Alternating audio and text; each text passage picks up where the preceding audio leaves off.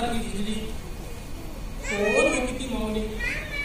कोण होती ती जी लखलखणाऱ्या तेजाची? मला मी सावित्रीबाई ज्योतिराव फुले, सातारा जिल्ह्यातील खंडाळा तालुक्यातील नायगावच्या खंडोजी पाटलांची मी कन्या.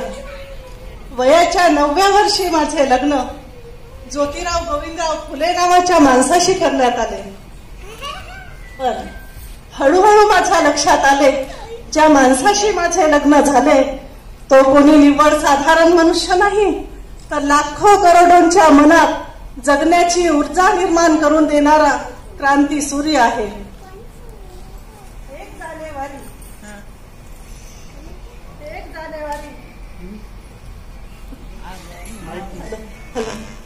1 जानेवारी होय, शनिवार दिनांक 1 जानेवारी 1848 ला पुण्यातील भिडेवाड्यात सर्व धर्मीय मुलींसाठी पहिली शाळा काढण्यात आली.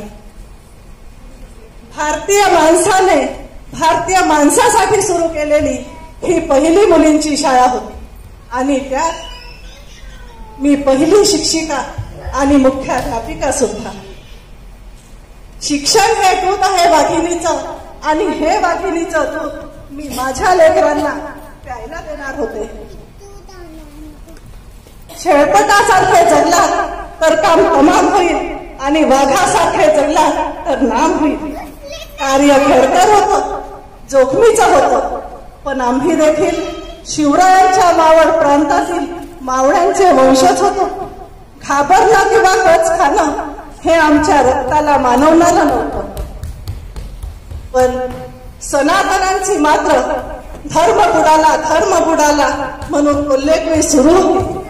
अहो, सर्वसामान्य माणसाने शिक्षण घेतल्याने कसा काय धर्म बुडू शकतो यांचा? इतका तकलादू असू शकतो काय धर्म? धर्म माणसासाठी असतो की धर्मासाठी माणूस? माणसाच्या प्रगतीवर येणारी प्रत्येक भौम बुडाली काय आणि तरली काय, आम्हास काय उपयोग त्याचा? आमचं तर जगणं आणि मरणं आमच्या लेकरांच्या उन्नतीसाठी होतं. त्या झीज होती, हानी होती, अपमान होता, पण उद्याचे सूर्य घडवण्यासाठी आम्हा उभयतांचा संसार होता. त्यासाठीच तर आम्ही बांधले गेलो होतो. एक दिवस शेठजी मला म्हणू लागले, सावित्री, आपल्याला खूप लोकांच्या डोळ्यातील आसवा पुसायची आहेत का? त्यांच्या डोळ्यात स्वप्नांची नवी फुलबाग फुलवायची आहे. त्यांच्या आजवरच्या दैनीय अवस्थेचं, दुःखाचं एकमेव कारण म्हणजे अज्ञान. त्यांना माणूस म्हणून उभं करण्यासाठी आधी शिक्षण दिलं पाहिजे. शिक्षणामुळे माणसाचं अज्ञान दूर होतं, त्याच्यामध्ये प्रचंड ऊर्जा निर्माण होते. तो विचार करू लागतो, स्वतःला घडवण्यासाठी, स्वतःची प्रगती करण्यासाठी तो सतत धडपडत असतो. आणि अशीच धडपडणारी, घडणारी, घडविणारी सृजनशील माणसं आपल्याला हवी आहेत. आपल्याला आणि या देशाला, भारताला गतवैभव प्राप्त करून देण्यासाठी शिक्षणाशिवाय तरणोपाय नाही. आणि म्हणून सावित्री, आपल्याला उद्याचे सूर्य घडवण्यासाठी आधी आपल्याला यांना शिक्षण द्यायचं आहे. देशील ना मला साथ? मी नुसता होकार दिला नाही, तर प्रत्यक्ष कामाला सुरुवात केली. एक दिवस नेहमीप्रमाणे शाळेमध्ये शिकवायला निघाली असता एक खटिंगर माझ्या समोर येऊन उभा राहिला आणि मला म्हणू लागला, ए टवळे, कुठे निघालीस? आमच्या पोरींना शिकवणं बंद कर. कदाचित तो विसरला असावा, मी खंडोजी निवासे पाटलांची कन्या आणि ज्योतिराव पहलवानाची पत्नी आहे म्हणून. त्याच्या कानाखाली सनसनी झाड काढताच भर दिवसा त्याच्या डोळ्यामध्ये काजवे चमकले आणि त्याच्या पायाखालची जमीन सरकली. त्या क्षणी त्याला सुनावलं, आज समोर आलास, थोबड फुटलंय. पुन्हा जर माझ्या समोर आलास तर रक्ताने धरती रंगली तुझ्या. तो कसा बसा स्वतःला सावरत तिथून पळत सुटला. मोठ्या आशेने माझे अभ्युभरण बघायला आलेले ते देखील तिथून पळत सुटले. माझ्या अन्नावरती शेण फेकलं, दगड मारले, शिव्या दिल्या, मी सगळं सहन केलं होतं. पण आज माझा हात धरून मला दम देतोय. माझ्या सहनशीलतेचा अंत झाला होता. जिकडे तिकडे शिक्षणाचा व्याप वाढत चालला होता. ठिकठिकाणी शाळा सुरू होऊ लागल्या होत्या. आत्या शगुनाबाई, फातिमा शेख यांनी देखील या कामामध्ये मोलाची मदत केली होती. लोकांना देखील शिक्षणाचं महत्व पटू लागलं होतं. पण स्त्री कोणत्याही जातीची किंवा धर्माची, अन्यायाची बळी नेहमीच ठरली. अहो, एखाद्या स्त्रीचा नवरा मरण पावला तर काय तिने सती जायला पाहिजे, केश ओपन करून तिला पुडकं करायला पाहिजे, एकाच खोलीमध्ये तिला डांबून ठेवला पाहिजे.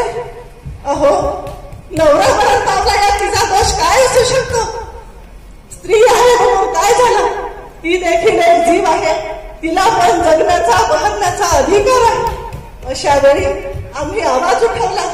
इंग्रज सरकारने सतीबंदी कायदा केला. केशोपना विरुद्ध नावाचा संप घडवून आणला. काशीबाई एवढ्या वयाची बालविधवा, तिच्याच आपल्या सखियांमुळे ती गरोदर होती. आणि अशा वेळी बदनामी होती फक्त स्त्रियांची. अब्रूच्या भयाने कंटाळून जीव द्यायला निघाली होती. मला जगायचं नाही, मला मरू द्या, मला जगायचं नाही, मला मरू द्या, अशी काकुडतेने विनवणी करणारी काशीबाई तिच्या पाठीशी आम्ही गंभीरपणे उभे राहिलो. तिचे आई बाबा बनलो. तिला आपल्या घरी आणलं आणि मोठ्या आनंदाने आम्ही तिचं बाळंतपण केलं. आणि तिच्या गोजरवाल्या बाळास आम्ही दत्तक घेतलं आणि त्याचं यशोदा असं नाव ठेवलं. समाजामध्ये काशीबाई सारख्या अशा कित्येक विधवा महिला असतील ज्या अब्रूच्या भयाने कंटाळून जीव देत असतील. ह्या विचाराने शेठजींनी ठिकठिकाणी जाहिरातींचे फलक लावले. कोणा विधवेचं, कोणा महिलेचं अज्ञानाने वागणं पाऊल पडलं असेल, त्या विधवेने, त्या महिलेने ज्योतिबांच्या बालहत्या प्रतिबंध गृहामध्ये यावं, बाळावं, बाळ हवं असल्यास ते घेऊन जावं आणि नको असल्यास त्याचा सांभाळ आम्ही करू, अशी 100 बाळंतपणं आम्ही केली. त्या बालकांच्या दुणुदुणू धावण्याने, रांगण्याने आमचं अंगण असं रमणीय वाटायचं. एकदा 1877 मध्ये खूप भयंकर दुष्काळ पडला. त्या दुष्काळाचे वर्णन करतानाही असा थरकाप सुटतो. लोक अन्न देता येत नाही म्हणून स्वतःच्या मुलांना विष घालत होते. अशा वेळी दुष्काळग्रस्तांना मदत करायसाठी आम्ही निघालो. ठिकठिकाणी मदत केंद्रे सुरू केली. आमच्या सहकाऱ्यांनी देखील आम्हाला खूप मदत केली. 2000 लोकांसाठी बाटल्या बांधण्याचे काम आम्ही केले. सांगण्यासारख्या खूप गोष्टी आहेत बाबांना, पण कोणी कितीही विरोध केला तरी आम्ही कसोबरही मागे हटलो नाही. शेठजींची प्रकृती हळूहळू खालावू लागली. अर्थांग वायूने त्यांची उजवी बाजू निकामी झाली होती. आणि ह्याही परिस्थितीमध्ये त्यांनी सार्वजनिक सत्यधर्म हा ग्रंथ डाव्या हाताने लिहिला. आणि शेवटी 28 नोव्हेंबर 1890 रोजी शेठजी आम्हाला सोडून निघून गेले. माझा अनुभव जीवनसाथी बदललाच नाही तर माझा वैचारिक साथीदार, माझ्या कार्याला भागीदार, माझी प्रेरणा, माझा आधार आणि माझा सर्वस्व ही सर्व काही विभाजित पडलं होतं. माझं आकाश हरवलं होतं. माझी जमीन दुरावली होती. 50 वर्षाची सोबत संपली होती. मन कष्टी, शरीर जड पडू लागलं होतं. पण याही परिस्थितीमध्ये मला शेठजींनी दिलेल्या कार्याला सामोरं यायचं होतं. मोडलेल्या मनाला पुन्हा उभारी दिली आणि शेठजींचं कार्य अखंड चालू ठेवलं. पुण्यामध्ये प्लेटची साथ सुरू होती. लोक टाकेमध्ये गाठी येऊन पटापट मरत होते. मी यशवंताला वांधोळी आणि घोडबळीच्या मध्यावर हॉस्पिटल उभारायला सांगितले आणि मी घराघरामध्ये जाऊन लोकांना हॉस्पिटलमध्ये घेऊन येत होते.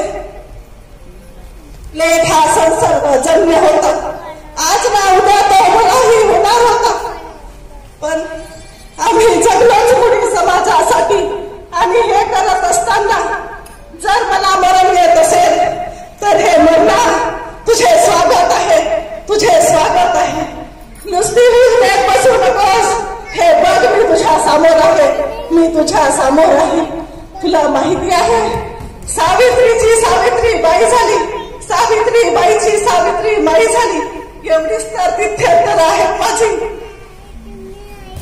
माई. माई आता शेवटचं एकच इंजेक्शन उरलं आहे. कोणाला देऊ सांग ना. माझ्या यशवंताचा प्रश्न होता.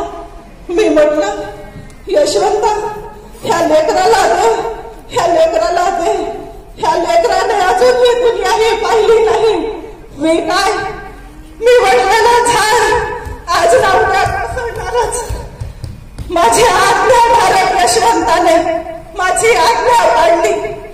अश्रूने डबडबलेले डोळे माझ्या लेकराचे मी पाहिले आणि पाहतच राहिले. पाहिलंच म्हणणार, पाहिलंच.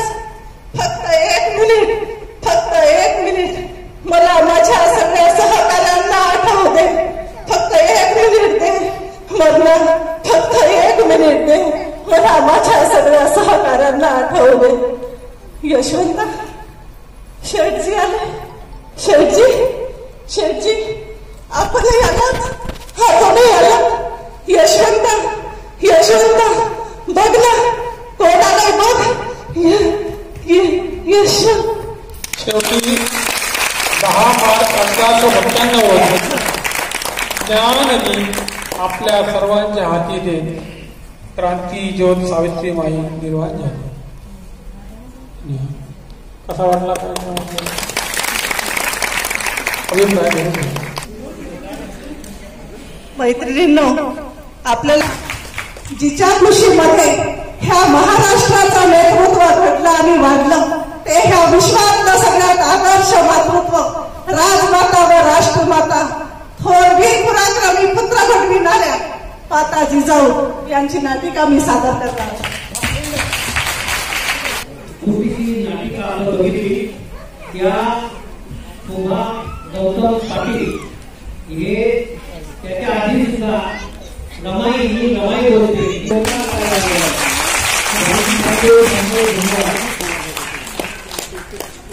आणि मुलं संधी आम्ही सरकारकडून कुठलाही अनुदान घेत नाही.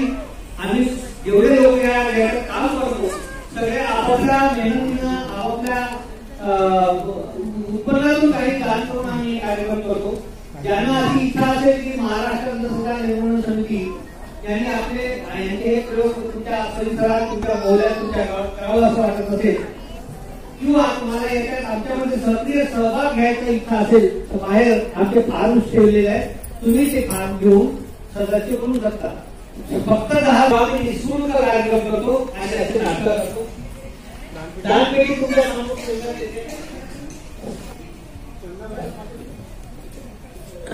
त्यानंतर आम्ही आवाज करतो. डॉक्टर सुनील भाऊ यांना जे सादरीकरण तुमच्या समोर झालं